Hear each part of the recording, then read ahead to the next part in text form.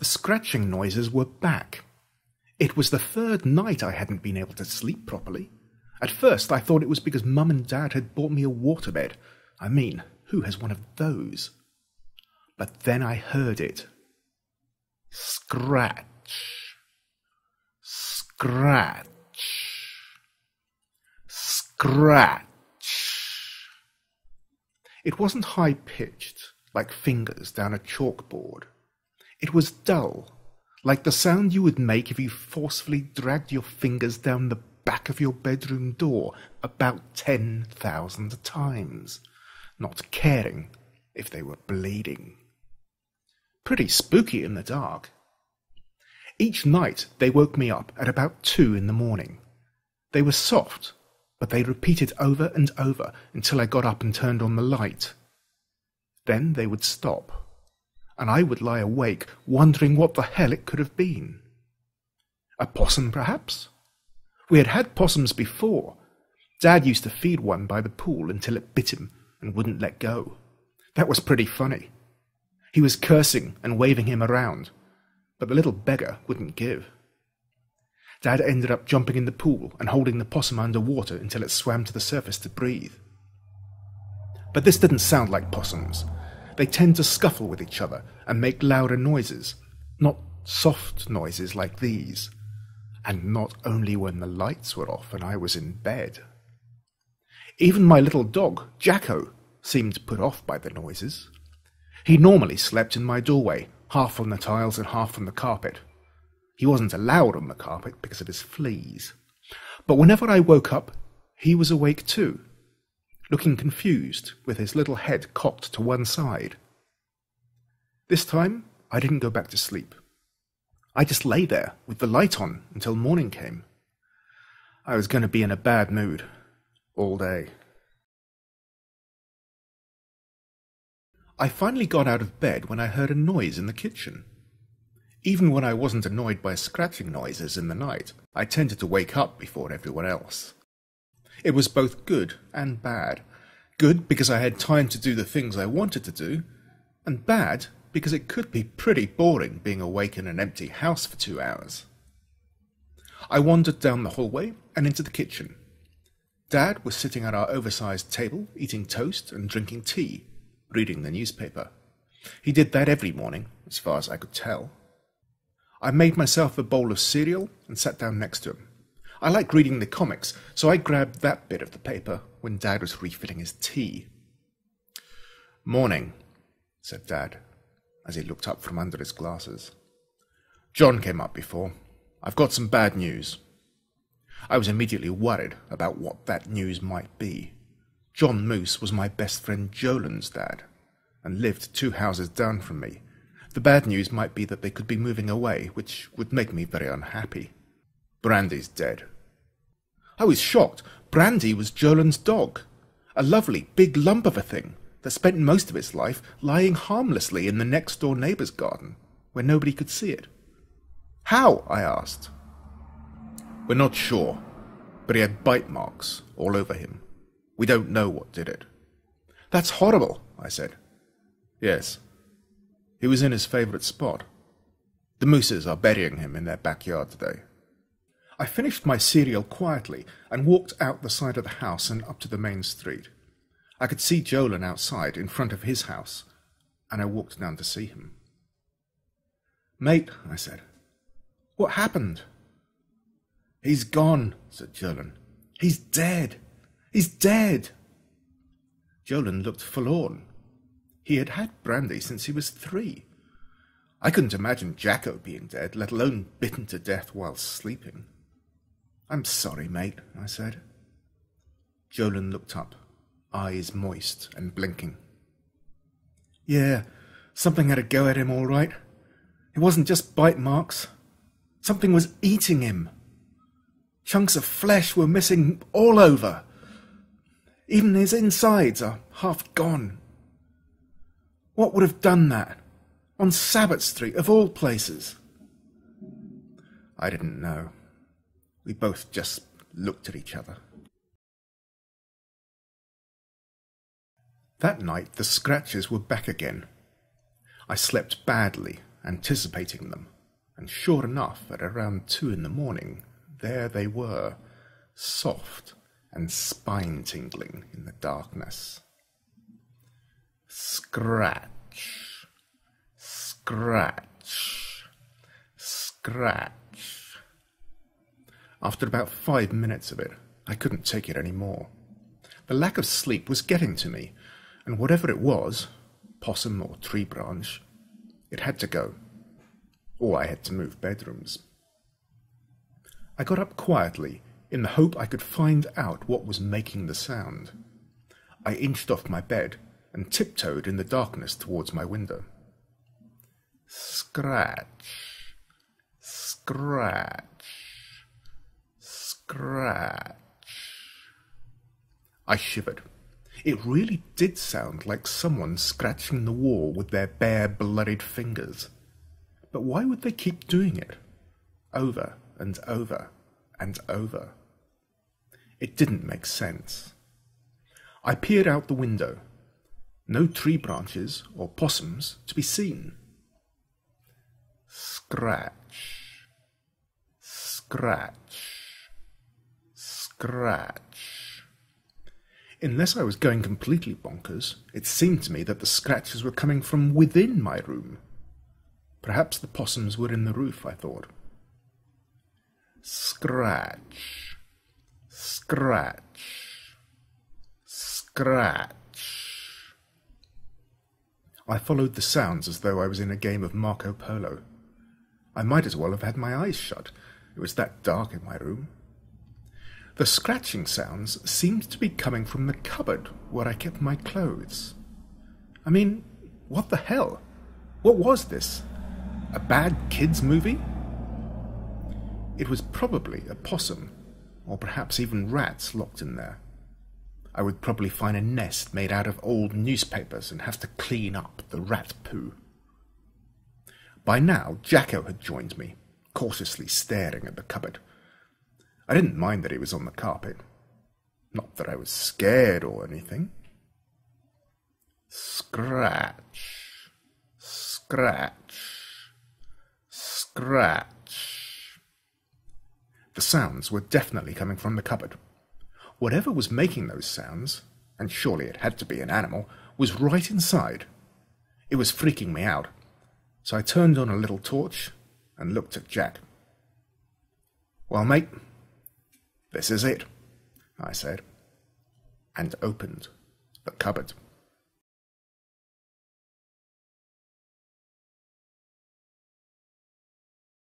The cupboard was empty. Well, it was empty except for the clothes that I kept in there, and the shoes, and my soccer ball and cricket bat, except for those things. Then I heard it one more time. Scratch. It teetered off softly, and then there was nothing. I looked around with my torch, but couldn't see any rats or mice or possums or anything that could be making the noise. And yet it had come from my cupboard. It must be in the walls, I thought, living in the walls. I pulled my clothes out and threw them on the floor. It occurred to me that Mum wouldn't be pleased, but I kept going, throwing the rest of my gear onto the floor until my cupboard was down to empty shelves.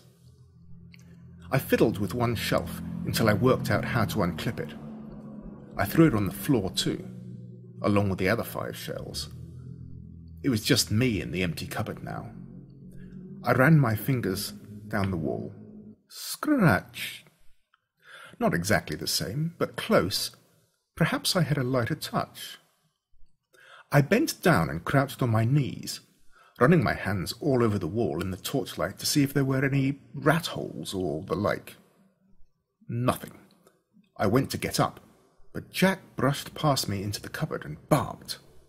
"Jacko!" I admonished, worried he would wake Mum and Dad up. I reached out to grab him from the back of the cupboard and lost my balance slightly. I had to lean against the wall to stop myself from falling and squashing him. Click. The wall moved ever so slightly, about an inch. I was confused. I shone my torch all over and saw a black slit on the far left. What the hell? I reached around the slit with my fingers and pulled slightly. The wall slid to the right, revealing darkness. There was a secret tunnel in my bedroom.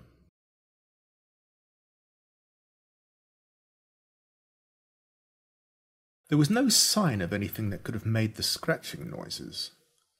The tunnel was just big enough for 2 adults to walk through, side by side.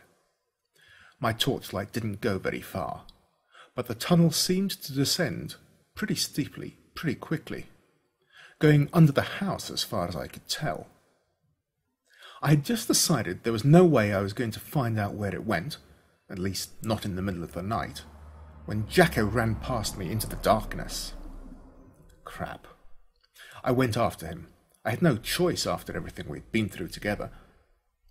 After an initial rapid descent, the tunnel went left for about 20 meters, and then joined another tunnel, which, as far as I could tell, ran the full length of my street. Peering into the tunnel with the help of my torch, I could see side tunnels coming off the main tunnel at regular intervals. The tunnels must connect every house in the street. There was still no sign of Jacko. I had to decide whether to go left or right, and knowing Jacko's tendency to run downhill given a chance, I turned left. My torch only lit up about 2 meters ahead, so I didn't know what I was in for. I just hoped that he hadn't run into one of the side tunnels.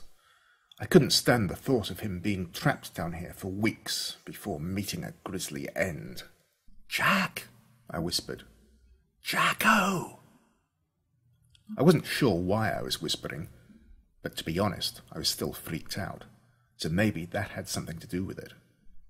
It had occurred to me that I could end up the one lost in here for weeks, and all the side tunnels did look the same. Taking a tip from Hansel and Gretel, I retraced my steps and dropped my watch in the middle of the path next to my side tunnel. It was no breadcrumb trail, but at least I would know when to turn right. I headed off, back down the hill. After a minute or so, I came across Jacko. He was in the middle of the path, staring at a side tunnel. "What's up, mate?" I asked softly, pleased to see him. Jack didn't reply, but his little tail did start wagging back and forth quickly, which told me he was pleased to see me. He kept his eyes firmly fixed on the side tunnel. "Come on, mate," I said. "Time to go home." Jack turned and looked at me. He seemed agitated and in no mood to follow. It was then I heard it again. Scratch, scratch, scratch. A shiver went down my spine. The sound came from the tunnel. I thought for a moment, and as far as I could tell, this tunnel would lead to the moose's house. For all I knew, the rat or possum or whatever it was bothering each of us every night with its scratching. It was strange that Jolan hadn't mentioned it. Perhaps he had been too upset about Brandy. What had happened to Brandy anyway? "Okay, mate," I said to Jack. "We've come this far. We'd better see what sort of night creature is making this creepy sound. Perhaps we can catch it." And with that, I crept down the tunnel, slowly, as I knew it would be short. I covered the torch with my hand, reducing the light to a mere shimmer, so as not to startle whatever was making the noise. Scratch, scratch, scratch. I turned the last corner in the tunnel and shone my dim light towards the end. A man stood facing the wall in the dark, hands by his side, still. Fear gripped my body. His clothes were practically falling apart, and he stank, like all the stinks in the world had decided to call this guy home. He stank of rot and slime, and dark and dank, and spew and gunk, and death. He stank of death. Death was the main stink, I decided. He must be homeless. I started to move backwards when the man's right hand slowly reached up high and then pressed against the wall.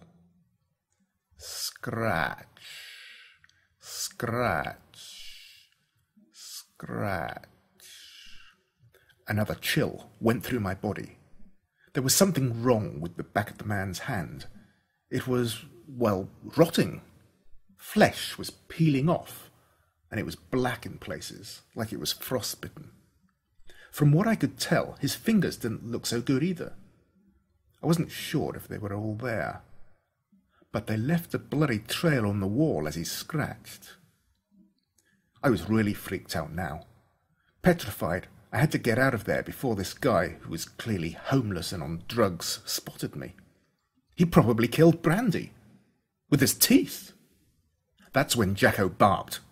Now, Jacko and I are normally the best of mates and go out of our way to look after each other. But at that moment, I didn't really think he had my best interests at heart.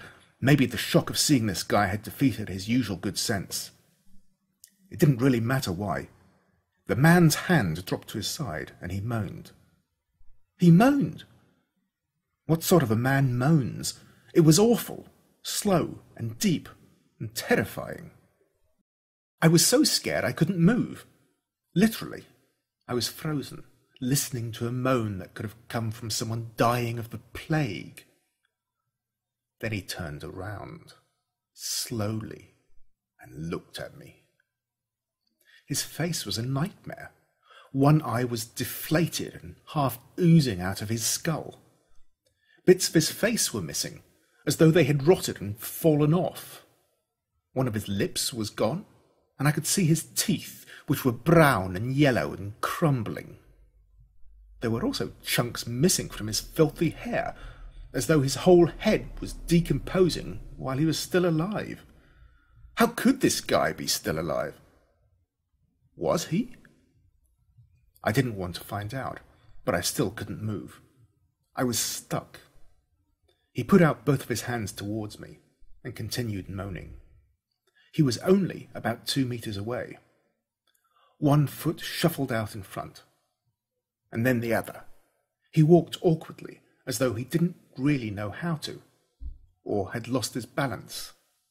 He moved slowly, but if I didn't work out how to break my terror lock, then he was going to wrap those putrid hands around me in about 10 seconds. 7 seconds. 5 seconds. Now it was me moaning. 3 seconds. Then, like a bullet out of a gun, Jacko was off. Snarling and using legs only 3 inches long, he ran straight towards the hideous creature.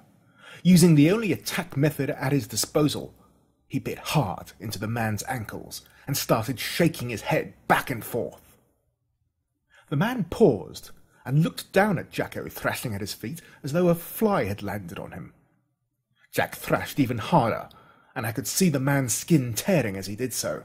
The man moaned some more and reached down with his disgusting hands towards my little friend. The threat to Jack seemed to give me strength, and I swung my arm towards his bent head. I connected with a dull thud, and I could feel his flesh give way beneath my fist.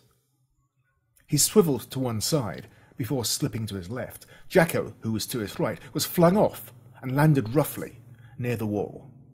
The creature's foot had detached and was planted firmly in Jacko's mouth. "Come on, mate," I said hurriedly. "Let's get out of here." Without waiting for a response, I scudded down the tunnel and turned right to return home. Jacko followed right beside me. In the distance, I could hear the creature following us, one leg awkwardly dragging behind the other. Within moments, we were back to my watch, which I collected before turning right again into my own tunnel and heading into my cupboard.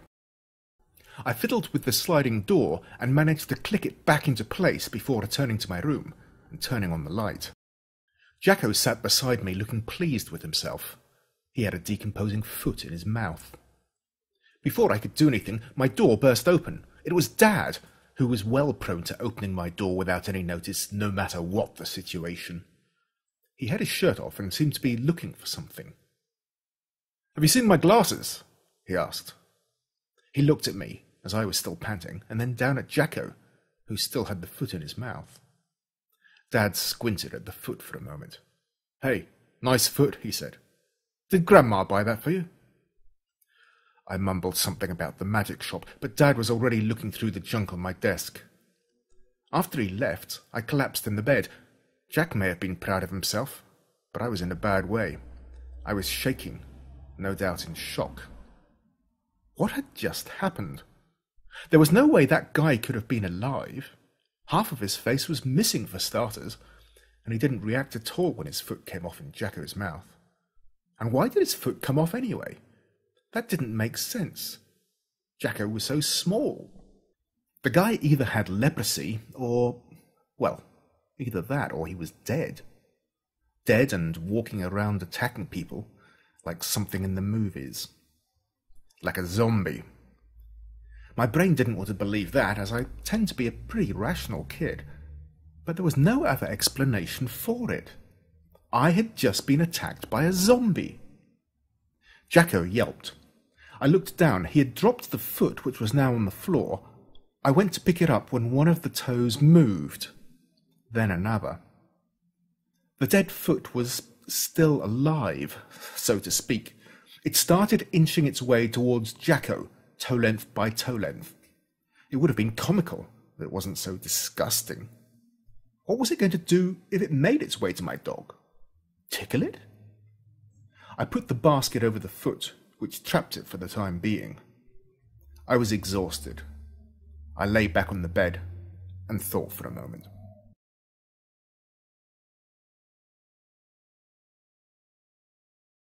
I woke and licked my lips.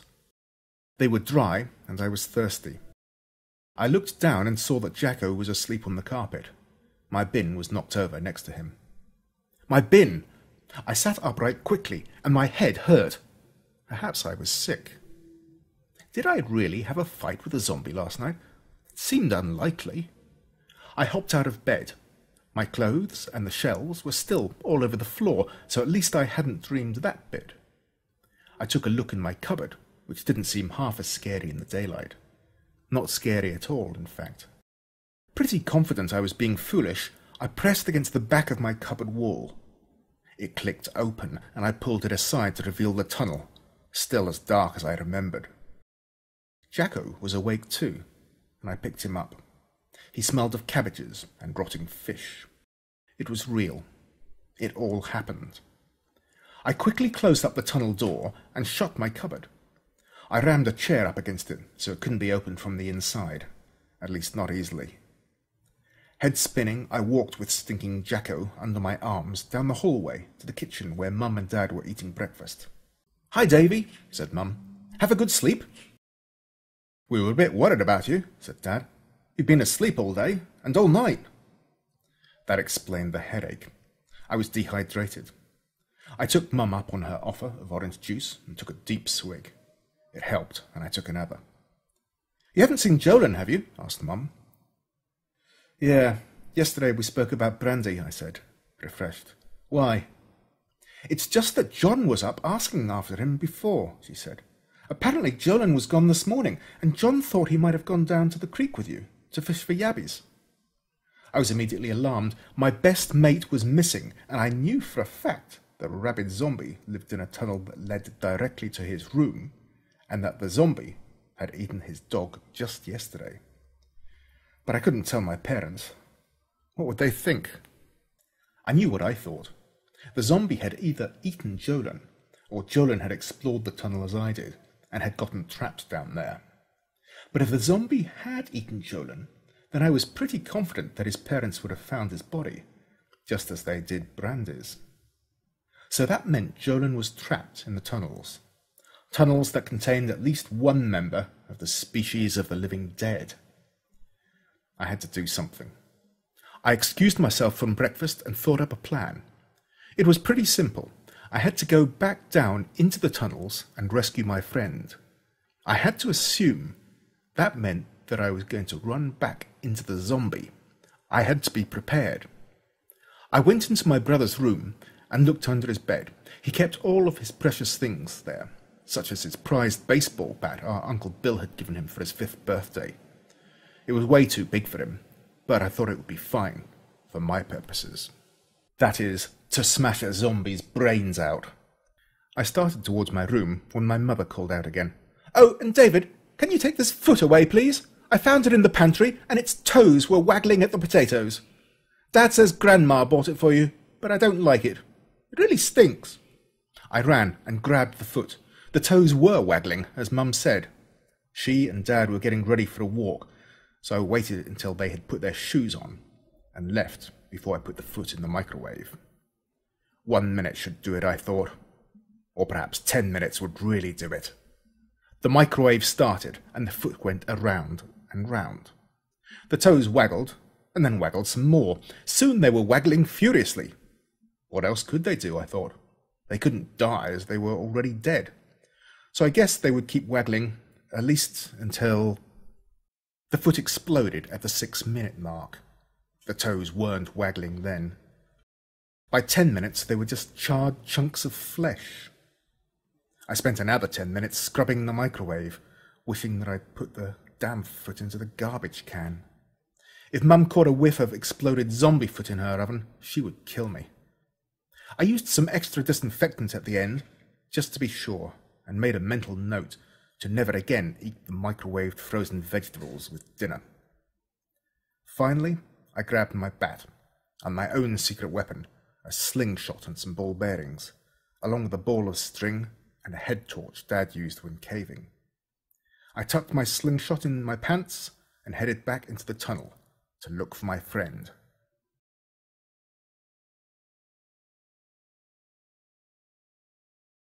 I started out in my tunnel again. I was scared, of course, and cautious.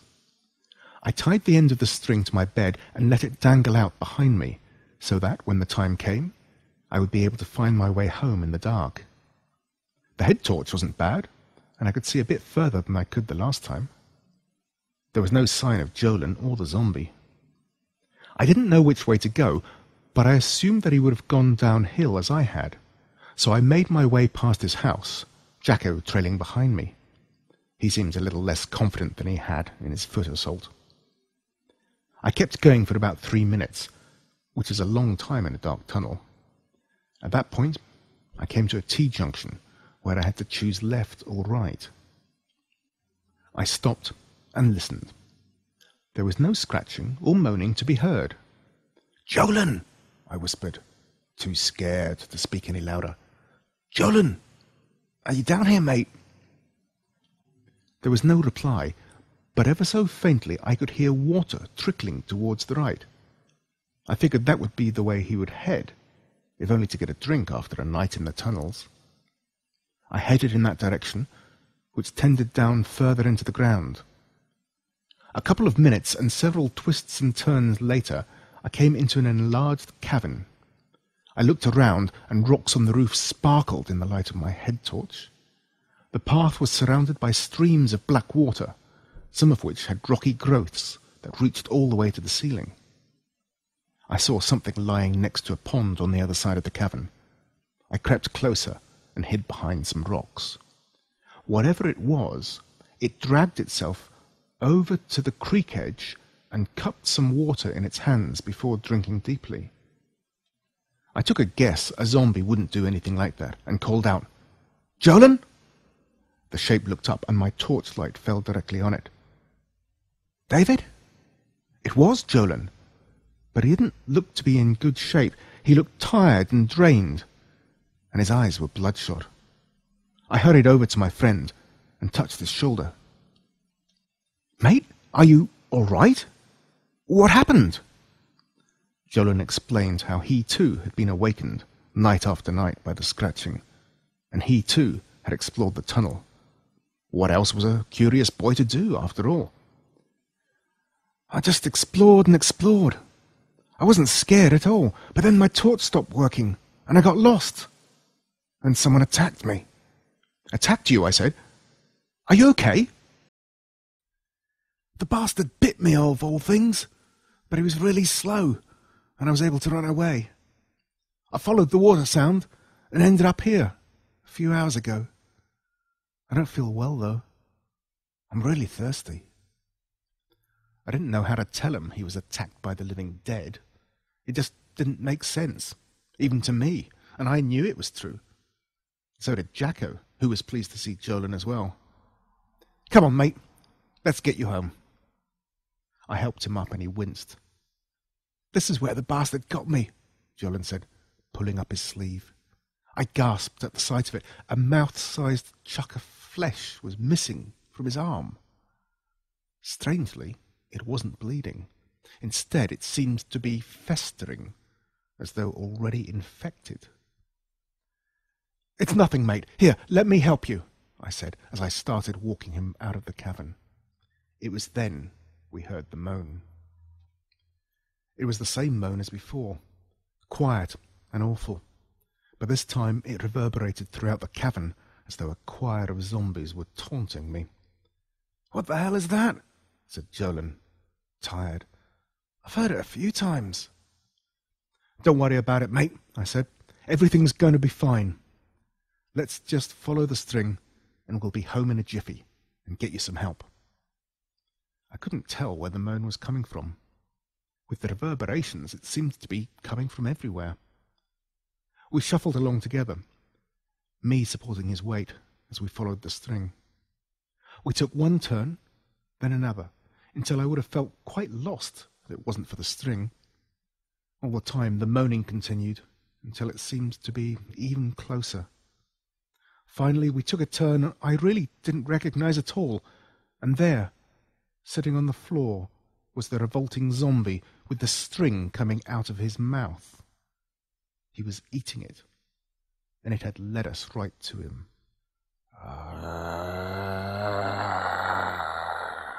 He moaned some more at the sight of us, and attempted to get up, despite his missing foot. What the hell? Screamed Jolin. What is it? It's what bit you, mate, I said. It's either a crazy guy on drugs or a zombie. I think it's a zombie or something like that. We've got to be careful, mate. I think it's what ate your dog. And it will eat us too if it gets the chance. Jolin tensed in horror. I was also petrified, but unlike last time, I knew what to expect. Sort of. The zombie started lurching towards us. Given Jolin's state, there wasn't really much point running, as I wasn't about to leave a mate behind. The zombie was about 10 meters away and closing. We had to come up with a plan. I let Jolin slump to the ground and pulled out my slingshot. I took out a handful of ball bearings from my pocket and loaded them in the pouch. I pulled back the rubber strap and let rip at the lumbering horror that approached. At that range, the ball bearings had no choice but to hit their mark, and with some force. One tore into the creature's cheek, and another into his throat. A third took out his good eye, which meant, to me at least, that he should be blind, as his bad eye surely wasn't good for anything except drooping down his cheek. The creature moaned some more, but didn't otherwise seem too put out by his lack of sight. He kept coming at us, arms outstretched. Come on, mate, I whispered. This is our chance. We need to slip by him. I lifted Jolin again by the arm and moved him to the far right of the tunnel, away from the zombie's approach. The zombie kept going in a straight line, so the plan seemed to be working. We inched our way down the tunnel wall, getting closer and closer to the zombie. Jacko followed behind us, reluctantly. My heart raced faster and faster as the zombie approached. It seemed like time slowed, but eventually he was right next to us on the left side of the tunnel as we huddled on the right. The zombie chose just that moment to let out a particularly gruesome moan. Jolin, who still seemed to be in shock and hadn't had time to process the horror of what was happening, groaned in return. It sounded limp and pathetic compared to the voice of the undead, but it was loud enough to get the zombie's attention. The creature swerved to the right, arms outstretched. I dropped Jolin again to the ground and brought up my own arms to ward the zombie off. His bloody fingers wrapped around my left arm and slowly pulled me closer to him. I shot my right arm out into his chest to stop him. We stood in this slow embrace for a moment before his teeth started chomping. Chomp, chomp, chomp, chomp. Obviously, whatever process a zombie's brain engages in had determined that it was time for him to devour some flesh. My flesh. He pulled me harder and harder. Clearly, zombies were strong, because I was having trouble keeping him away. In fact, there was no doubt he was stronger than me, because I seemed to be getting drawn closer and closer. Jacko was growling and gnawing at the zombie's bloody leg stump, but that didn't seem to faze him in the slightest. I was now only 5 inches away from the zombie's face. As his lips were half missing, I could see exactly what I was heading towards. He didn't seem to be taking a breath as such, but up this close, the stench of death made me even weaker. Chomp, chomp, chomp, chomp. I was only 3 inches away from the zombie's chomping teeth now. They were crumbling and rancid, but could clearly tear some flesh. I was coming to my end. Chomp, chomp, chomp, chomp. By this stage, my face was right next to his mouth. I closed my eyes and hoped it would be quick. "Ah!" cried Jolin, as he leapt off the floor and smashed down a giant rock on the zombie's head. It crushed his skull, and the chomping stopped. Brains oozed out of his crushed skull as the creature collapsed to the floor. Dead a second time. Jolin collapsed down in a heap next to him.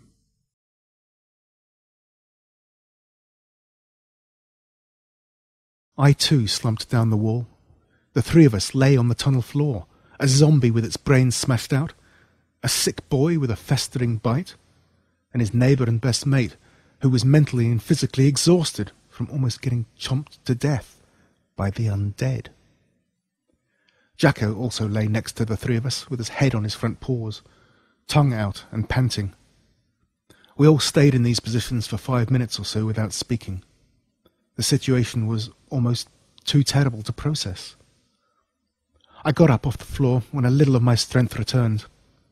I moved over to Jolin, who was still slumped where he had fallen after his rock attack. "Jolin," I said, "it's over. We've done it.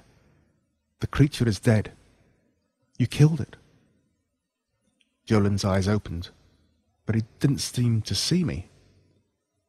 "I don't feel so good," he whispered. "Come on, mate, I'll help you."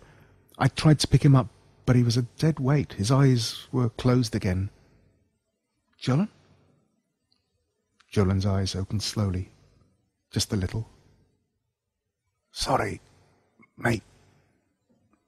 His eyes closed altogether, and he was still. He was dead. My best mate was dead, killed by a zombie in a tunnel under his street. My heart broke. I'd never felt like this before. I clutched my childhood friend close and sobbed at his loss, and mine. I knew I had to get up, though. I'd seen too many movies. I picked up my baseball bat and waited. I waited for 5 minutes, and then 10, and then 5 more, watching my friend the whole time. Eventually, it happened. His eyes flicked open. They were cloudy, but still fixated on me. A low, guttural moan came from his mouth, and he sat up. His teeth just started chomping as I swung the bat. It smashed into his jaw, and his neck snapped to one side. My second blow was to his skull. John would not have wanted to remain a zombie.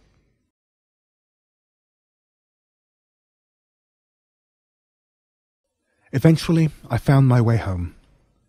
My torchlight was almost exhausted by the time I got there. The zombie had eaten my string, so it hadn't been easy. I felt tired and sick to my stomach beyond words. In my own mind, I had aged about 5 years, which was a lot to me. It was almost night time when I arrived home. I found some boards down the side of the house, as well as some nails and Grandad's old hammer. I hammered up the back of the cupboard as best I could, after I put some big pieces of junk in the tunnel to block it. I didn't want any more evening visitors. I crawled into my bed with Jacko and slept.